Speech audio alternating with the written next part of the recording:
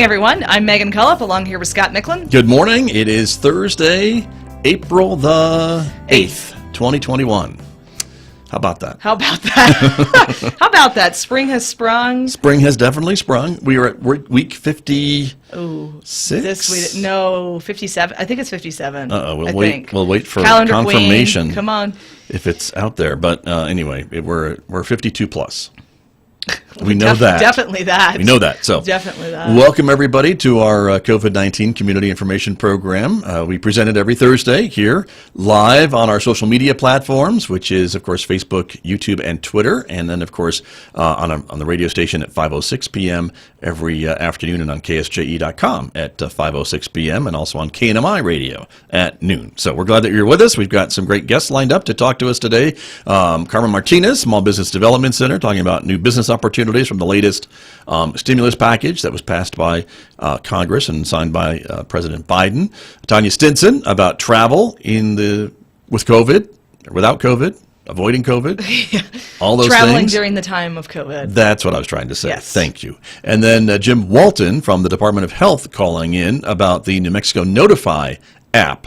And he'll be talking a little bit about that and how it's been designed, and we've got some questions about privacy to ask him. And Yes. So anyway, all that stuff is coming up on the program today. So we're glad that you were with us, everybody, to join us. So thank you for tuning in. Yes, as always. As always. And the big story has to be the map. The map is a big story. Right? This is breaking news. Kind of is breaking news. Yeah. As of last night, and I know folks maybe have not seen the map, but this is the latest map. Every 2 weeks, of course, the state updates the COVID-19 map, the red to green to turquoise map. And, of course, San Juan County was enjoying turquoise for the last several weeks, and then in the latest map, we have regressed back to yellow. I know, we skipped over green. Yeah, and so we went back to yellow, and that means that a lot of businesses are now restricted again to only having, I think, 33% for businesses, and so that is another thing that they need to follow. And the numbers, if you can read that, it's kind of small print there, but our test positivity rate again was at 3.16%, so that was still good. Yeah. But the cases per 100,000 went up to 9.3, and it needed to be less than 8 to at least get to green or to stay at turquoise. And so we didn't do that. Right. This is a very difficult process, not just the back and forth, but new questions arising regarding should we be factoring in vaccination because these cases will be less severe. I mean, that's one argument that you hear. Another one is, where does the 8 and 100,000 number come from, which is, I think, a worthy question to ask. Right. Next week, we're supposed to have maybe some more map expert types on. We're hoping. We're working on it. We're working on it. So that would be a worthwhile question, I think, because part of it has to do with what they call it the ROI, which is the rate of infection. And at one point, the rate of infection for COVID was 1 to 3. So every one person with it could spread it to 3 other individuals. And different diseases have different rates of infection. So anyway, so that's just to say that anytime this happens, there's new questions that arise. And our vaccine rate is very, very high in this county. Right. We talked last week about how we've moved into the last phase, which means that everybody 16 and older is eligible. So right. As a matter of fact, I called up the vaccine map. Did you know that there's a vaccine map for our state? What a perfect segue. What does the map tell us? There you go. It shows us that, again, the levels of dark green to lighter green, and so San Juan County is 41% of San Juan County residents have at least one dose of the vaccine, and then 31% of San Juan County residents are fully vaccinated. And it also shows that 25% of San Juan County residents have registered with the state to get the vaccine. So we have some work to do with that. We do have some work to do with that. So that's part of the reason why we get the word out. Exactly. I know DOH yesterday vaccinated 48 people, which is significantly lower than what they're used to doing. So, right.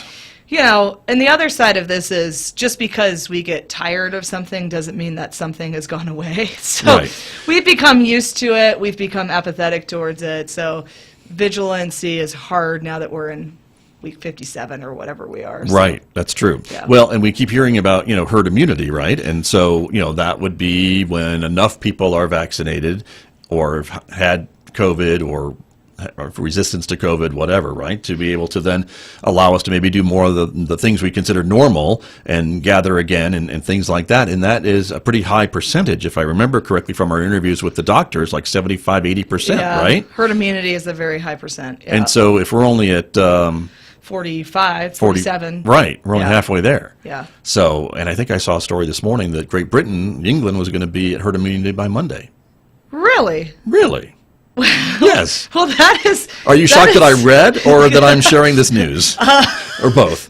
Both. Okay. I'm All right. excited for Britain. Okay. Hats off to them. That I read an article. And I'm really impressed that you read an article. And retained it to share on the show. And you actually got it right. Yeah. Yeah, right. Thank you. But yeah. Well, in the UK, that brings up the UK variant question, right? Where it's Right. now a prominent strain in the United States. And One of the most, I think, or the most. the most prominent strain. Yeah. So there's that as well. So very true. So anyway, we'll go back to talking a little bit about the vaccines, of course. And again, if you can get vaccinated, do register. It's now open for everybody, 16 plus, you mentioned that, as of this week. So that is good news, again, as the state continues to roll them out. And again, the state is still going through their lists from the people who've registered on the website. So that is the place to do it, vaccinenm.org. And they will go through that list and get you vaccinated. And in fact, I talked to some of my friends who weren't sure when they were going to get vaccinated and they had appointments already. So they were excited that they had gotten to them. Yeah. The phone number, again, if you need help to register or other questions about the system, 855-600-3453. Again, we repeat that for our radio audience, 855-600-3453.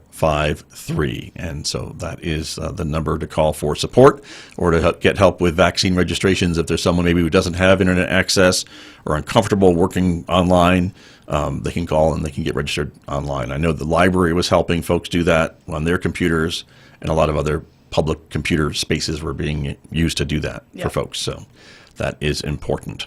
We want to point out the last, what they're calling the last COVID vaccine drive-through with Care Drug is going to be happening on April 17th. That's a week from Saturday over in Aztec, 9 a.m. to noon. This is the Johnson & Johnson vaccine, so the one and done. And then for folks who'd gotten the Moderna vaccine earlier at another of the drive-through clinics, are going to get their second dose at this event as well. Yes. So that's what's happening. 18 years and older. Open to everybody. Open to everybody. And if you have insurance, bring that. But if you don't have insurance, you can still show up. That's right. And this is going to be at Kugler Middle School, I believe, over Lydia Rippey Road in Aztec.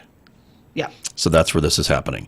So Care Drug, thank you, Care Drug, for doing that. And again, you don't have to be registered. You can just, or if you're already registered and you want to just go show up and wait in line, they'll get you vaccinated. Cool. Is the plan. So that's what's going on. So we're grateful for that.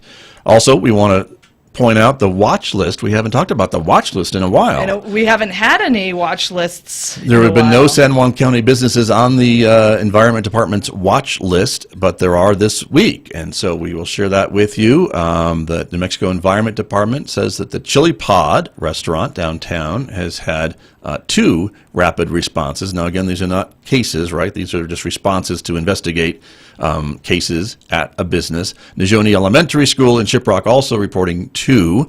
And again, the rule is if you have more than 4 in a 2-week period, then you are shut down. But there are no San Juan County businesses who have been shut down, which is good news. So, these businesses are taking care of these things, and hopefully they will drop off of this watch list, but we'll keep tabs on it and make sure we report that back to you. So that's what's going on there. Great. Yeah. We are waiting for our guests, but as we do, tell us about the latest numbers from Johns Hopkins. Are there? Yes. So United States confirmed cases are now at 30,923,522. United States confirmed deaths are now at 559,118. Very good. Excellent. And again, the numbers are still kind of going up a little bit there. If we look at that yellow graph, we always do. But but that is what we want to try to, again, keep sharing. And I'm messaging our guest who Yes. says that her call keeps going to voicemail. So Well, I can share a very interesting story I read. Okay. Article reader that I am. won't sound as surprised as you did about me reading an article. Yeah. So our mRNA technology, so the Moderna and Pfizer vaccines are groundbreaking, not just because they arrived on the scene extraordinarily quickly, but also because they are using brand new vaccine technology. How this works in a simple term is that that mRNA instructs your individual cells to create special complex proteins that then can hunt out these damaging cells and sort of eradicate it. So that's the idea. And so once it does that, it leaves your body. And so that's important to mention because people are reticent about the vaccine. Right. But once it does this job of building these protein blocks, it's done and you're good. This is huge because here are the other diseases that they can use this for. One is malaria, which is an incredibly damaging disease, incredibly hard to control. I was mentioning the ROI earlier. The malaria ROI is extraordinarily high. This disease kills about 500,000 children a year. It impacts women who are pregnant. It leads to more miscarriages, more stillbirths. Also, people who do recover from malaria tend to have, it's another long haul type illness. They tend to have complicating factors long after they've recovered. Right. Huge. It would be extraordinary to actually have an effective vaccine against malaria. At this time, we don't. We just have mosquito nets and we have some treatment drugs, therapeutic drugs, but we do not have a vaccine. HIV. Another huge problem, chronic problem that we've had. There's trials in the works to use this mRNA technology for an HIV vaccine. And then finally, cancer treatments, because the idea is that, cancer is also an individualized disease, that your tumor is not the same as somebody else who has a similar cancer's tumor. It's specific to your body, that cell mutation. Same idea, that it would build these protein blocks. And what would be huge about it is that it's not preventing this development of cancer necessarily, but what it's doing is helping the treatment along because it's going to go seek out those disruptive cells from creating other tumors in parts of your body. So metastasizing, it's going to keep it from doing that. Wow. That's extraordinary. Yeah, very much. Yeah, so that is news on the vaccine front. And, this is a classic example, right, of mother of invention, right? This necessity is the mother of invention. That's not even mentioning some other inventions that have come out of this, namely medical technology. We're rapidly producing PPE in a way that we never had before because we never needed to before. Sure. So, and which has led to other advancements in different types of medical technology. So not just PPE, but you're using plastics in different ways, et cetera. And then finally, drones, which I know that you like drones because you're a Love nerd. drones. Yeah, you're a drone fan. They've perfected the art of using drones in mass to deliver goods. They've perfected the art of making sure drones don't collide with each other as they deliver goods. So in the midst of this horrible time, I only share that news to say that there's some pretty optimistic stuff that's come out of it. So don't lose hope. And there's my little education bit. Very good. That's cool. We're working to get our guest on the phone. That's what I'm doing over here. Yeah. Hey, Carmen, stand by. Are you taking a phone call over there? I am. But I'm calling our guest. And I did want to confirm that it is week 56. Oh. According to our calendar queen. So thank you very much. She was hoping to stop counting, but we're back to yellow, so we continue to count, which we do. Thank you for your service. Exactly. That's all I have to know. say. That's very true. So anyway, let's go to our first guest. Great. Carmen Martinez, thank you. Our phones continue to send you to voicemail, and I don't know why, but we are glad that we have finally gotten you on the phone, Carmen Martinez, to talk a little bit about, good morning, some of the latest business assistance. And you, of course, are with the Small Business Development Center here at San Juan College. And so out of the latest stimulus package, wasn't there some more help for businesses? Yes, that is correct. So we got $7.25 billion additional dollars for the Paycheck Protection Program. One of the things that got funded last time, let's see, where is it? The Shuttered Venue Operator Grant finally opened today. So if anybody feels like they have a shuttered venue, please reach out. This was legislation that went into place December 27th. So that grant finally opened today, and we'll start accepting applications at noon. So with this new legislation, we have an additional $15 billion in economic injury disaster loans, as well as a brand new program for our restaurant industry. There's $28.6 billion for grants for our restaurants, which we are really excited about, and we will let our community know when that is available and being funded. That's great news. I mean, I have two questions. One is, when you mention numbers in the billions, we're talking about on a federal level. So it would be interesting to hear what it means for us on a local level. How much of that chunk of change do we get? And then also, the last rollouts we've had, there have been deadlines for businesses. So why don't we speak to that? Okay. So the Paycheck Protection Program, the second wave we're calling it, because it was the second time it was given, is being funded still through May 31st. Originally, that was to shut down on March 31st, but we got that extended. There's still money in there, and it is open now to sole proprietors, one-person operations. It was really difficult in the first PPP offering, but now we have a lot better guidance. So if there are sole proprietors out there, with Schedule C or other type of tax returns, we are able to help. The rate, or not the rates, but the amounts that they can receive are much more favorable this time around. So we are happy to answer questions on that and guide people through obtaining those funds. Very good. Sure. And Carmen Martinez, I wanted to ask you, with folks who've maybe been applying with you for some of these programs, maybe they applied back when COVID first started. It's been now over a year, 55 weeks, 56 weeks. Oh, yeah. And maybe they didn't succeed or weren't successful with their application earlier, but maybe should they try again because maybe some things have changed, or different eligibility requirements? What would you say to those maybe those businesses? Yes, I would definitely try again. Like I said, the first time around was really murky. You know, they were making the rules as we went along. Not that that's not still happening, but some of the rules are already in place. So we have a better understanding and can now actually assist people in a better way. You know, both the lenders as well as us are able to do that much better. So yes, please, if you are discouraged, I do apologize for that. When these new things get rolled out, we don't always have all the information. But yes, we are happy to guide you through the process and what your options are. Because people look, at the PPP, the EIDL, different things, and they're like, well, but that's not for me.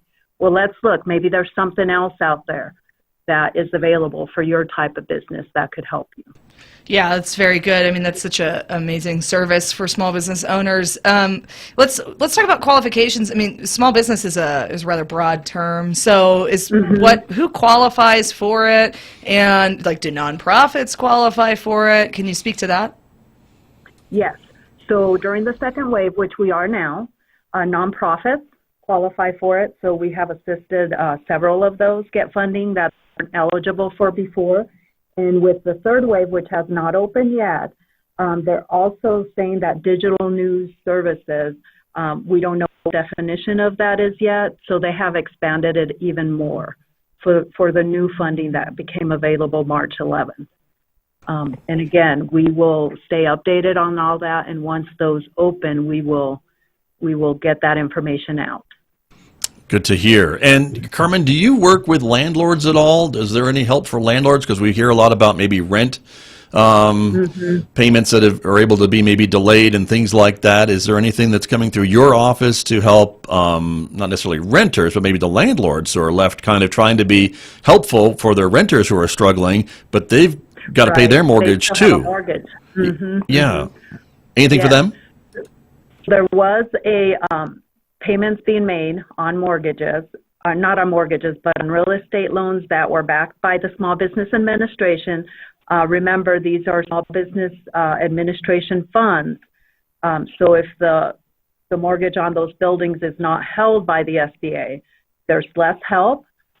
However, with the assistance that is coming out for renters, I'm hopeful that will be available. Trickle down to the landlords. As a business owner, if it is a business, then yes, they are eligible for the rest of these funds. The PPP and the EIDL are available to them as business owners. Very good. Well, that's maybe good news, at least for them, to know that maybe help is available. And is there anything else you see coming down the pike, if you will, that folks should be watching for? I know, this legislation was just passed not too long ago, and so as you mentioned, a lot of these agencies are learning as we go here and developing the rules and the qualifications as we go, and a lot of the information changes minute by minute. But is there anything else that you're watching for or learning about that people should be paying attention for? Not at this point. The March 11th information, of that American Rescue Plan Act, that is the latest that we have. We don't know, since the rest of the world is opening up. We're back to yellow, like you mentioned earlier. We don't know what the future will hold as far as potential funding. So this is the last act so far that has addressed that. Very good. Well, Carmen Martinez, as always, we love to have you on. We so appreciate all the hard work you guys are doing and keeping our businesses going. Let's ask Carmen for her phone number before she goes. That's right. If folks would like to reach out to you. Yes, please do that. And get a hold of you, Carmen. Yes. You can reach us one of two ways. Please give us a call, 566-3528, and we can assist you, or you can send us an email, sbdc@sanjuancollege.edu, and we will reply to you as well and get a time to connect with you. Great. Thank you so much, Carmen. Thank you. Thank you, Carmen Martinez. We appreciate it, from the Small Business Development Center here at San Juan College. And I believe our next guest is on the phone, and this should be Tonya Stinson. Hello. Hello. Sorry. That's okay. Perfect timing. Triple booking ourselves day. Uh-oh. Well, I'm glad that you made some time for us, Tonya Stinson. We appreciate it. Of course, the Executive Director of the Farmington Convention and Visitors Bureau, and we wanted to talk a bit about, travel. And of course, up until yesterday, we were thinking about traveling, and maybe not so much anymore now that we're back into the yellow tier. But still, I think folks are starting to maybe make some plans and being hopeful that as things open up, we will be traveling again and things along that line. And so, Tonya, what can you tell us about what that means for individuals and what they should maybe prepare for? Well, no matter where you live and while you're traveling, particularly with everything that's happened in the last year, it's just a good idea to check in advance for the area you're going to and make sure you understand any restrictions they may have. And then I always tell people, check right before you leave, too, because as we can see, things can change quickly. But that way you're just prepared and you know how to best take care of yourself and respect to the area you're going to and be able to enjoy what you're doing to the greatest capacity because you're prepared. Sure. And it seems to me that the travel industry has really stepped up. We hear a lot of stories about the airline industry, the hotels, of course, for extra cleaning and things along that line. I mean, there are recommendations that they're all now following pretty closely, right? Yes, they are. And, if you're traveling and staying in a hotel, you have every right to call the hotel in advance and ask them, what are your cleaning procedures? What are you following? How are you handling things? If that makes you feel more comfortable or helps you make a more informed decision about where you want to stay. Very good. And what is our own town, what is Farmington doing to make traveling easier and safer for folks coming here? Well, we follow the state guidelines and the mandates that they put out. Our office has been advocating to our businesses since last June, I believe it was, to participate in the Mexico Safe Certified program.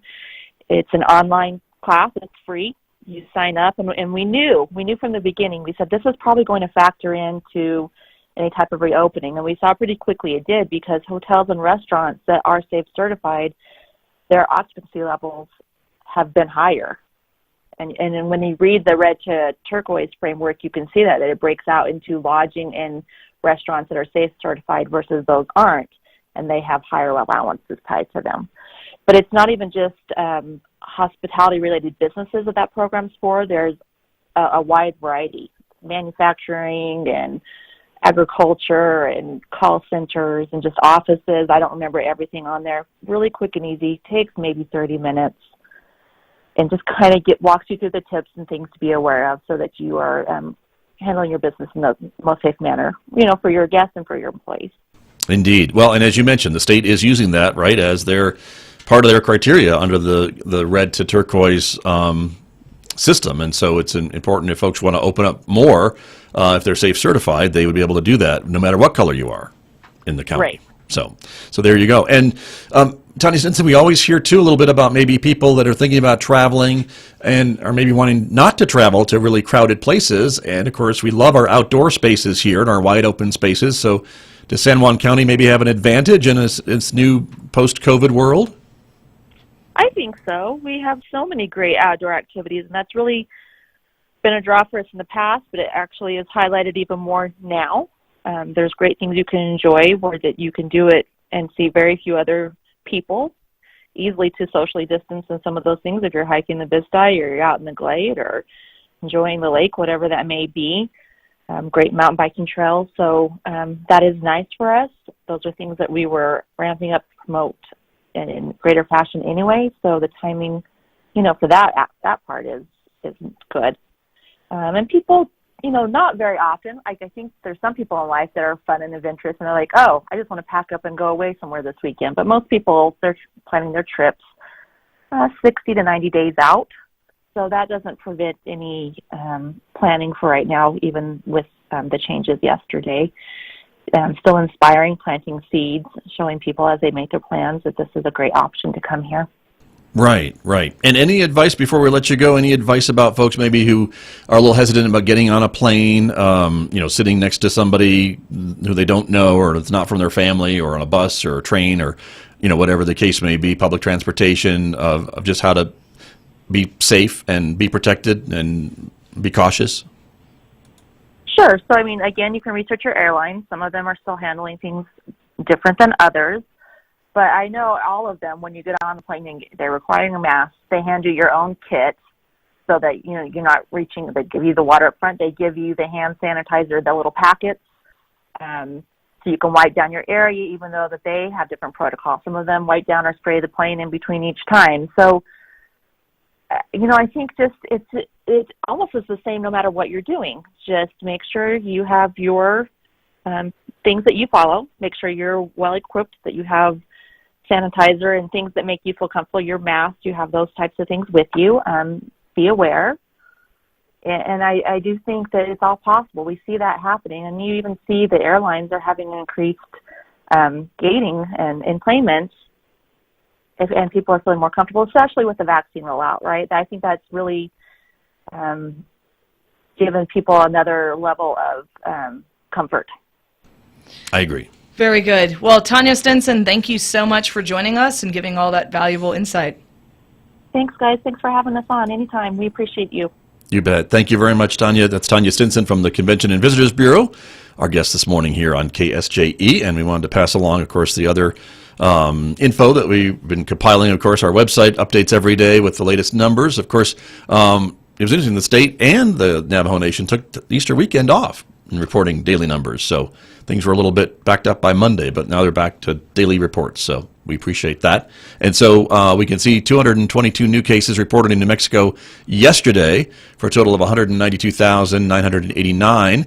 San Juan County had 17 more cases, and that is troubling because that's why we're now in yellow, not in turquoise anymore with those higher cases. New Mexico deaths, there were 3, none of them in San Juan County, and another 71 recoveries for a total of 174,409. So that's the important thing to think about there from that page. Other news stories we want to pass along, and then we'll get to our next guest this morning. That would be, you can see there, we've got the yellow, back to yellow, on the latest COVID-19 map. The California COVID-19 variant that's been confirmed on the Navajo Nation in a test that came back from there. the daily numbers and then the daily numbers from the Navajo Nation. They had 16 new cases yesterday for a total of 30,198 and 0 additional deaths on the Navajo Nation. So we're so grateful for that as well. But their numbers have been declining as well, which is helpful. Yeah, and we want to see it going in that same direction. That's right. There was a big story in the New York Times about the Navajo Nation. And you shared that with me. Yeah. Exactly. The success and the turnaround, right? The big turnaround. Because big success. It was I remember many weeks we were talking about the scary numbers coming from the reservation, but they are much improved, which we're grateful for. So let me go to our next guest, shall we? Going back to the phones, Jim Walton is with the New Mexico Department of Health, and he is on the phone with us now this morning. Mr. Walton, good morning. Good morning. Thank you for being with us to talk about this new app for the state of New Mexico. It's called New Mexico Notify, and I guess give us the idea behind the app, Mr. Walton, is to try to track infections of people that may have come in contact with folks who are COVID positive. Is that the idea? Yeah, so one of the things that we decided up front is we had almost like a swear jar. We're not going to use the word track because it actually doesn't track where you are, what you're doing, or any of that. What it does do is it will notify you or if you are within distance of someone who has tested positive for COVID-19. How it does that is with Bluetooth technology. You activate this on your phone, and I'll activate it on mine. And you and I are standing at the grocery store. I'm within 6 feet for 15 minutes. They've got a lot of price checks to do. So we're pretty close to each other. And we hit that 15-minute mark, we're going to trade a token. And that token is then stored in your phone for 2 weeks. Once I get tested, maybe I'm even asymptomatic. I don't even know. And yet I've been, warned that I've been exposed to COVID-19. So I get tested, and I get a verification code from NM Notify, and I upload that to the app. And anybody that I've been around for the last 14 weeks within 6 feet for 15 minutes is going to receive a notification that they've been exposed to COVID-19. Got it. So, right. Yeah. So I apologize for using that word, and I'll send you $5 for your swear jar.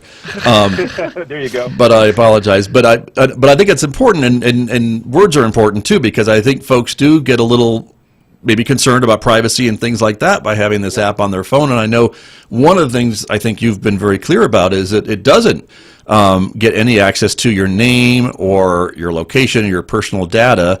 And I think that's an important point to make.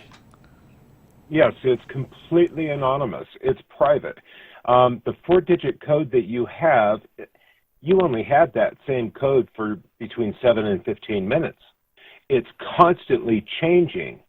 So there's no way to, if someone were to hack into this system, all they would get is millions of 4-digit numbers. That's it. That's all that's there. So the cryptography on this is state-of-the-art. Yeah, that's incredible. And I just have a clarifying question as I try to wrap my head around this because it's so new and interesting. I'm waiting for you to use the term nerd out. Yeah, well, I do like to nerd out. Yeah. But it sounds like Jim also likes to nerd out. So when I get the verification code, I have to take the initiative to upload it into the app, right?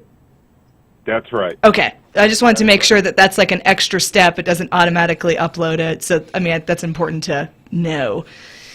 No. And that decision is yours. Again, you have control over this. You can turn it on and off when you want. You can, if you don't want it on anymore, you can go ahead and eliminate it from your phone.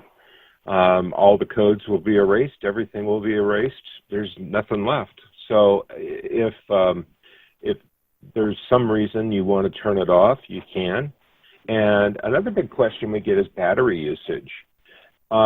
It uses very minimal battery usage. So I've had it on my phone for, since we launched, which would have been towards the end of March. And I haven't noticed a difference in my battery usage at all.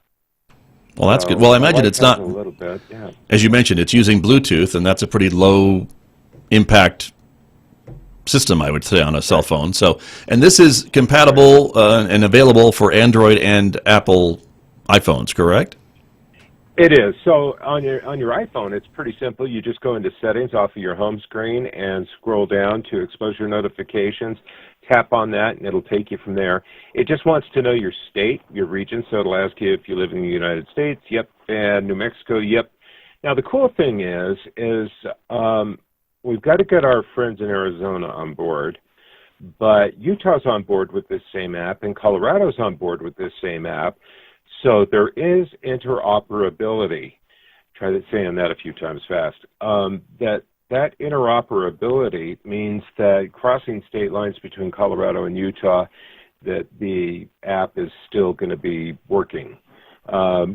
Arizona hasn't launched and Texas hasn't launched. So as far as our other close neighboring states, it doesn't look like Texas is going to do anything, and Arizona is still trying to decide what they're going to do.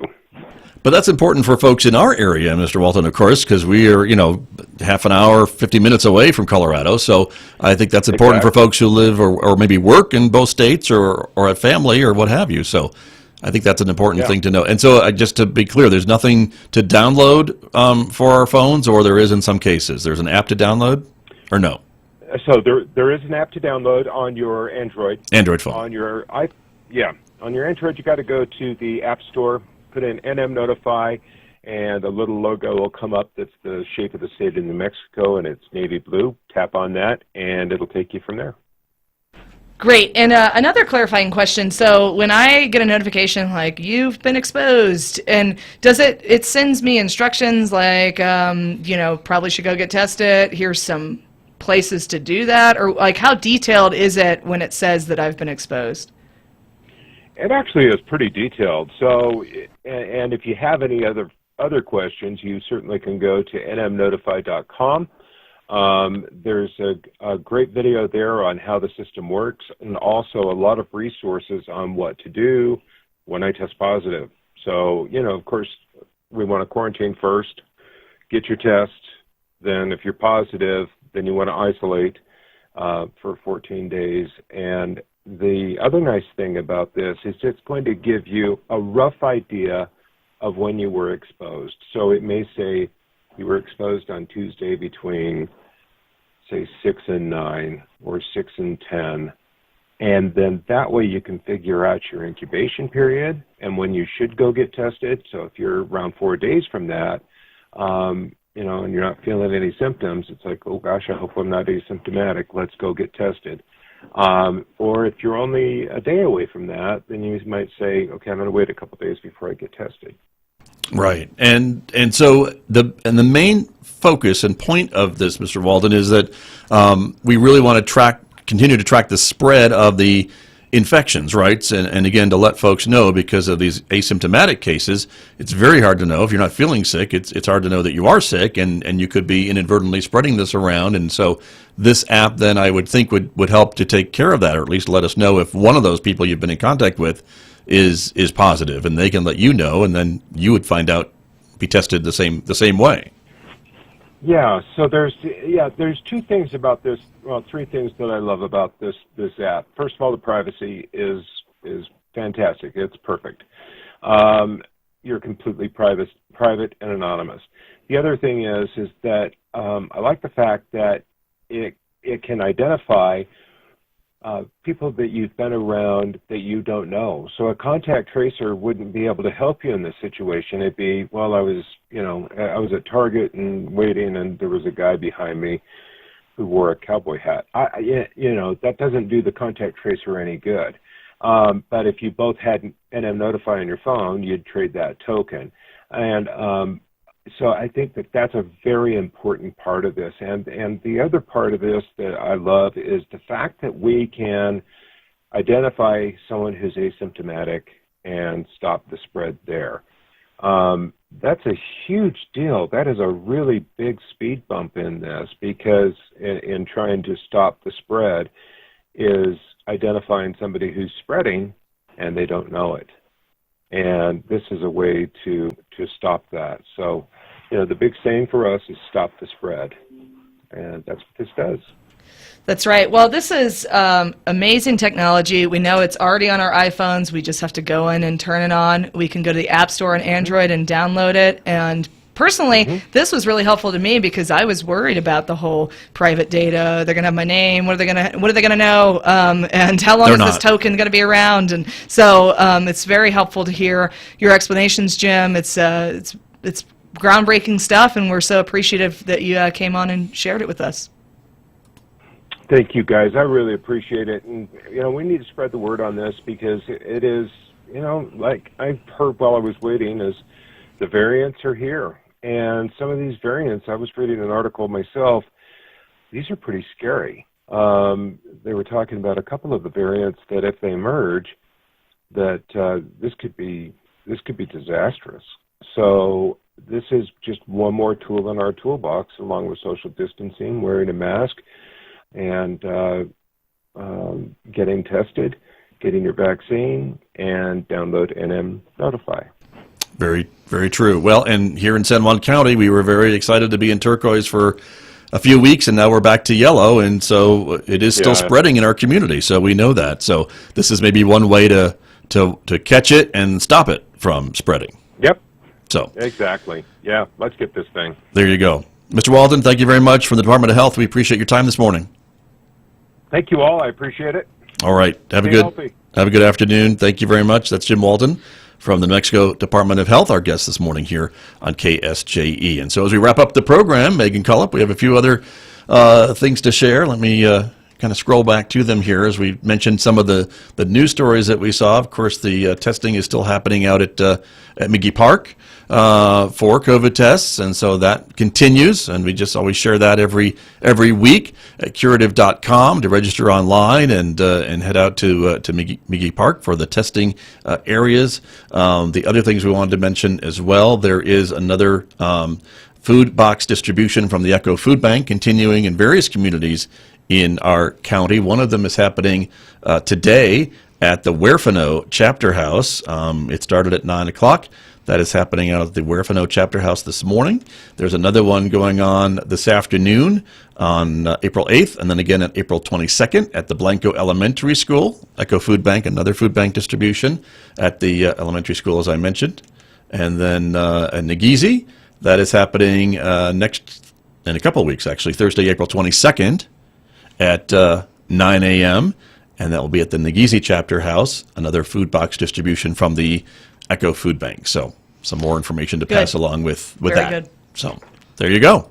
And I think that's our show. That's our show. It's jam-packed. Another big show. Great information out there. And exactly. We appreciate everybody sharing with us and sharing the show. If you thought it was useful information, please share it with your friends and neighbors. And again, we appreciate everyone just wearing their masks, distancing. That's right. Doing the right thing so we can get back to turquoise and maybe your part. Yeah. And maybe please do. Yeah, as this thing hopefully peters out over the summer. Like to report that. We would like to report that. And I think we should challenge each other to sign up for New Mexico Notify, little co-host accountability. Hey. What do you think? I'm there. Cool. Did you do it on is that what you were doing on your phone during the show? I was receiving dispatches from other community organizations. Oh, okay. Anyway, right. Well, let's do it. After the show, we're going to set it up. We should do it. It's simple. Yeah, so it is. Thanks to Jim Walton for that clarifying information. Indeed. We appreciate it very, very much. So, and thank you all for joining us. Again, we appreciate you all, and thank you for supporting public radio in San Juan County. Until next week, everyone, have a great Thursday and stay well.